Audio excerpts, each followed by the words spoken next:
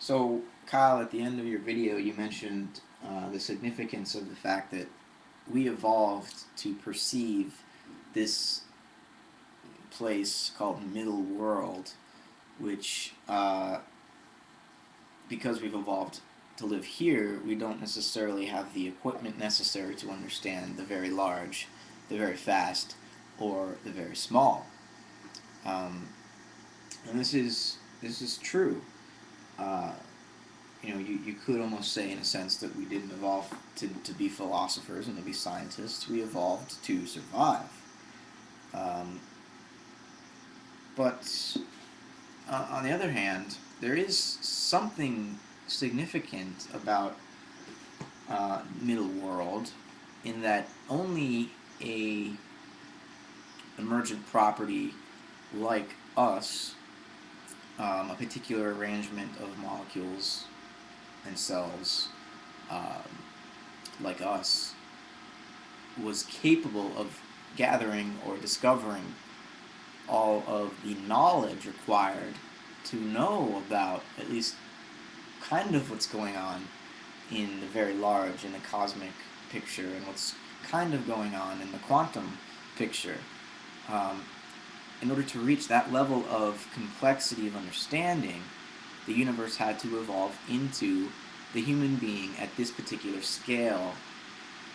Um, so it seems as though we're essentially in the middle of the relativistic or cosmic scale and the quantum scale, the micro and the macro scale. We're right in between, and it seems that we're placed perfectly to be the conscious center of the universe, if that makes any sense. Um, so in other words, it's not so much that we're so limited because we just evolved based on this blind, stupid, um, accidental process called biological evolution. Um, it's more that the whole thing, the cosmos and the forces that led to the galaxies, which led to the solar systems, which allowed planets with the elements to produce life. This whole process is somehow related to the fact that uh,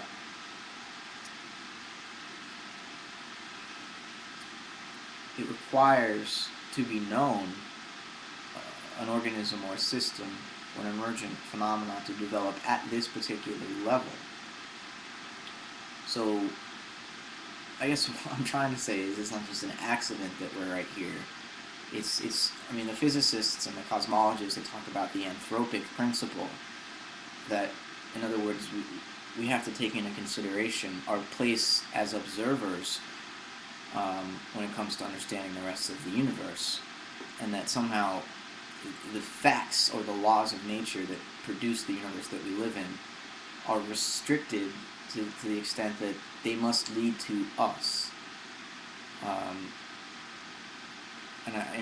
Again, this is kind of an obscure. It's difficult to describe what the significance of this is, but hopefully I'm getting my point across that Middle World isn't an accident. That for there to be intelligent life capable of knowing that it is intelligent and that it is life and that it exists in a universe, it needs to be at this Middle World level. So take that for what it's worth, and I'm looking forward to the rest of your series. So have a good night.